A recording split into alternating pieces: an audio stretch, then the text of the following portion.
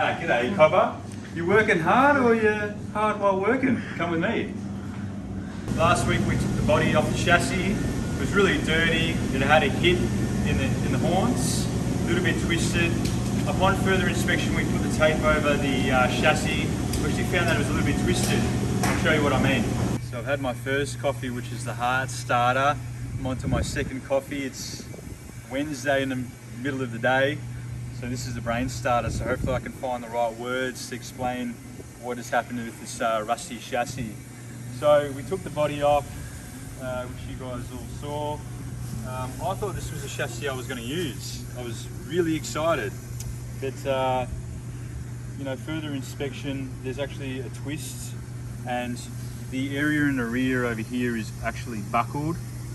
Might be really difficult for you guys to see. I'll try to get a few different angles for you, but we ended up not going with the chassis, and instead the first Impala that I actually bought, we craned it off, took that chassis instead, and we've got it blasted. It's really hard to see because the chassis has been relegated outside, but basically this side here dips down, and then in the rear it's buckled. So we were going to take everything off and put it on our table, but even just having it inside on the flat concrete, you can see that it's not quite right. So we actually got a tape measure, and we measured from particular points across from the body mount areas, and it just wasn't right. So there's plenty of good parts on this particular chassis, but this is not the chassis we're going to be using. There's plenty of good parts. Also, I've actually pulled the other chassis apart, so I'm like thinking to myself, how am I going to put it all back together? But I've got reference points over here. I can see how it's all together.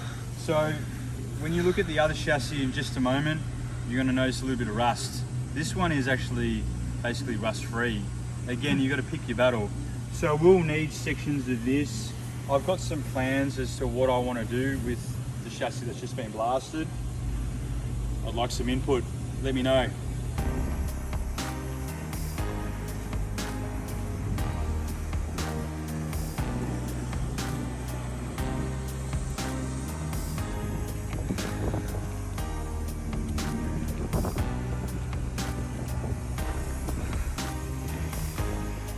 Okay, so this is what we're going to use. It was from the original Impala that I bought. I thought the chassis was just too rusty. It is quite rusty, but called up a bloke and asked him about blasting. He said he could do it basically the next day. So I said, sure, why not? So that means that I quickly disassembled everything. It was difficult to get some of the parts off because all the bolts were rusty. I just cut them off. Anyway, so it was blasted, and then I put a coat of primer on it. Again, I'm still not filming everything. I'm lazy. So I should, I'm sorry. Anyway, so as you see it here, I've primed it. I didn't get every single spot. You can see a bit of rust come through already. But it's rusty where the body mounts onto the frame. That's to be expected. Here it is over here. That's also a body mount. Your spring sits underneath here. You know, you've got your trailing arms. You know, your tail shaft goes through here, and there's a whole bunch of linkages here. I can't even remember what's there. Lucky I've got the other chassis. But here is the biggest problem area. It was pitted, and there was a few little bits that had gone through, but obviously when you sandblast it, it's at such a high PSI, and just, you know, yeah, it looks like Swiss cheese. So we're going to brace this chassis. We'll probably put an X here with some steel going here, and then maybe over there and there. And then we're going to chop and slice part of this chassis, and then we're going to input the one that we've got outside, you know, to make good, make it look pretty.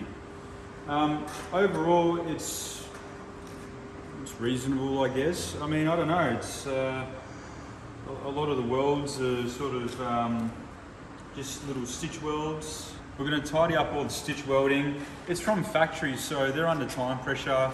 The guy on the assembly lines just, but we've obviously got a lot more time up our sleeves. So from what I've seen in the United States, they laser cut plates and they wrap the frame. Any US guys, if you are watching this video, please comment and let me know of good videos to watch. I would like to do that here. Of course, we have this bad boy over there. And so we can laser cut all of our own plates and box it all up. Yeah, so we're going to box it all up, wrap the frame. You can get some files online, feed it into the machine and cut everything out. I've noticed the chassis number is over here, which we obviously want to keep. So overall, I think it's a reasonable chassis. We've got some work to do to tidy it up, but we're going to wrap the frame anyway. So let's go see what kind of steel we've got. So I've got all the offcuts of steel here and miscellaneous bits and pieces. I did a job for my neighbour where we cut out some garden art out of Corten steel. This stuff that rusts really quickly, so let's not cut the parts using that particular steel. I think I've got 4mm here. That might be the right steel for the job. I'll quickly show you everything else that got blasted, and it's probably time that we get to work on some of this sort of stuff. Here's the diff with the trailing arms and bits and bobs. Got the front wheels, and that was a pain to get off. I had to cut a whole bunch of stuff off there, and time just got away from me. I think it was like 6:30 in the afternoon, and the guy was coming the next day at 7 a.m. So I had to quickly just cut all the bolts off and just lug that onto a pallet and then say, just blast it as it is. So, and I didn't even get this off because that's all riveted on. I'm gonna get a new grill anyway, so I said, do your worst, just blast it as is. So, no, he was really, really good, didn't charge a fortune, it was fantastic. So, there's the XC, everything's still here, being sort of worked on, not really. But anyway, we're gonna work on this bad boy. I'll see you next time.